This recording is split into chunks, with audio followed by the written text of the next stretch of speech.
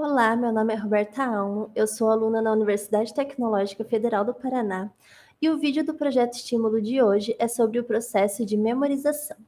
Esse tema ele foi abordado em um trabalho acadêmico ministrado pela professora Kátia na disciplina de Anatomia 2 do curso superior de Radiologia na UTF-PR. A primeira coisa que nós temos que aprender sobre a memorização é onde essa memória é formada no cérebro humano. Então, nós vamos ver um pouco sobre a parte da anatomia. O chamado cérebro humano, ele está localizado dentro da nossa caixa craniana, e ele corresponde à maior parte do que a gente chama de encéfalo humano. É ele que comanda todas as nossas atividades e sentimentos, fazendo parte do nosso sistema nervoso central. Então, o cérebro, que é responsável pelos nossos movimentos, pela nossa fala, sensações, sentidos e também pela nossa memória. O cérebro ele está dividido em 4 lóbulos com ligações entre si. Então a gente tem o lobo temporal, que é responsável por estímulos auditivos. Ali no desenho a gente tem a indicação nele em verde escuro. A gente tem o lobo occipital, que é o menor dos 4, né, responsável por receber e processar as imagens visuais. Então a gente consegue visualizar ele em amarelo no nosso desenho. A gente tem o lobo parietal, responsável pela percepção espacial e pelas informações sensoriais, né? Então, como dor, calor, frio, tristeza. Ali a gente tem esse lobo indicado em vermelho. E por fim, a gente tem o lobo frontal, que é o maior de todos, né? E ele é responsável pelos nossos movimentos, funções de aprendizado, pensamento, fala e também pela nossa memória. A gente consegue ver ele ali no desenho em azul. A memória humana, ela é formada através de regiões específicas do nosso cérebro. Então, a gente pode citar, por exemplo, o hipocampo, que é encontrado nos lóbulos temporais do cérebro, né? E ele é considerado o principal local de armazenamento temporário de memória. Então, o hipocampo, além dele ser o principal local de armazenamento temporário de memória, ele também tem outras funções, como ele ajuda na regulação de emoções, na motivação, atividade hormonal, atividade autonômica, né, entre outros. A gente também pode citar o neocórtex, né? Lembrando que o neocórtex é a principal parte do cérebro dos mamíferos, né? Então, ele ali é a junção dos 4 lobos, né? E o neocórtex, ele exerce algumas funções também, né? Como pensamento, raciocínio, consciência, a parte de atenção ali, né? E também, ele também tem uma parte responsável pela nossa memória.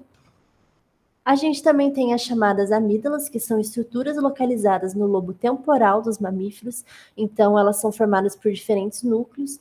Ali no desenho a gente tem uma vista lateral do crânio, né? Então aquela bolinha vermelha é um dos núcleos das amígdalas. E ela é tradicionalmente relacionada com o sistema emocional do cérebro. Então, os fatores emocionais que auxiliam no processo de memorização são formados nessa parte, né? Então, são aquelas emoções que fazem a gente lembrar de algo. E por fim, a gente também tem o cerebelo, né? Lembrando que o cerebelo ele não é uma parte do cérebro humano, né? Mas sim, juntamente com o cérebro e com o tronco encefálico, eles formam o que a gente chama de encéfalo humano. Bem, o cerebelo, né, ele, junto com os glândulos basais, ele é responsável pela memorização de habilidades e hábitos inconscientes. Então, andar de bicicleta, né, dirigir, aquelas ações que a gente faz meio que no modo automático, digamos assim, né.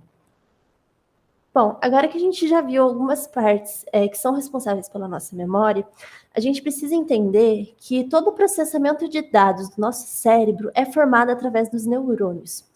E esses neurônios, eles se comunicam entre si por meio de correntes elétricas ou por sinais químicos, né, que são o que a gente chama de sinapses nervosas. A memorização de alguma informação, ela é dividida em etapas. Então, a gente tem a codificação, que é a entrada, né, ou seja, o registro inicial daquela informação. A gente tem o armazenamento, que é o que garante que a informação seja guardada de fato, né?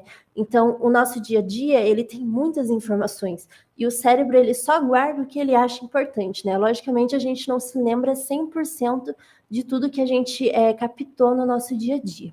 Então, essa etapa é como se fosse um filtro de informações que o nosso cérebro faz. E, por fim, a gente tem a recuperação das informações, né? Que é responsável por nos fazer lembrar de alguma informação que foi perdida, né? Então, às vezes a gente esquece uma coisa e tempos depois a gente lembra, né? Essa etapa de recuperar. Para as memórias de longo prazo, é necessário que ocorra o processo de consolidação. Esse processo de consolidação é justamente a ligação que o hipocampo faz desses impulsos, né, nervosos com o neocórtex. Então, a gente tem o hipocampo, local de armazenamento temporário na memória, e a gente tem o neocórtex, local de armazenamento permanente na memória. Então, a ligação desses dois por meio dos impulsos nervosos é justamente o processo que faz aquela informação deixar de ser temporária para passar a ser permanente de fato, né? Então, é aquela memória que a gente não esquece tão facilmente. E, bom, as etapas da memorização, elas são feitas através das sinapses, né? Então, a gente precisa entender um pouquinho sobre elas. Então, a sinapse, ela é uma região onde a comunicação entre neurônios ocorre, não necessariamente entre um neurônio e neurônio, pode ser um neurônio e um neurônio, um neurônio e um músculo, ou até mesmo um neurônio e uma glândula. Essas sinapses, elas podem ser denominadas sinapses químicas, que ocorrem por neurotransmissores, né, que são mensageiros químicos, ou então sinapses elétricas, né, nas quais uma corrente elétrica flui diretamente entre um neurônio e outro. Os neurônios, eles também são chamados de células nervosas, gente, que são as células do sistema nervoso que estão relacionadas com a propagação do impulso nervoso, né? Então, eles são considerados as unidades básicas desse sistema. E os neurônios, eles apresentam algumas partes básicas que a gente tem que saber. Então, ali no primeiro desenho, a gente tem a indicação dessas partes. Então, a gente tem os dendritos, que são os prolongamentos que garantem a recepção e propagação do estímulo nervoso. A gente tem o axônio, que é o prolongamento que garante a condução do impulso nervoso. E a gente tem o corpo celular, que é o local do neurônio onde está o núcleo, né, que é a parte mais importante da célula. E, bom, dessa forma, as células nervosas, elas são extremamente importantes para que ocorram as sinapses e, consequentemente, para que ocorra o processo de memorização também, né? Então, esse foi o nosso vídeo de hoje. Eu espero que vocês tenham gostado. Não esqueçam de se inscrever no canal e deixar o like no vídeo. E até a próxima!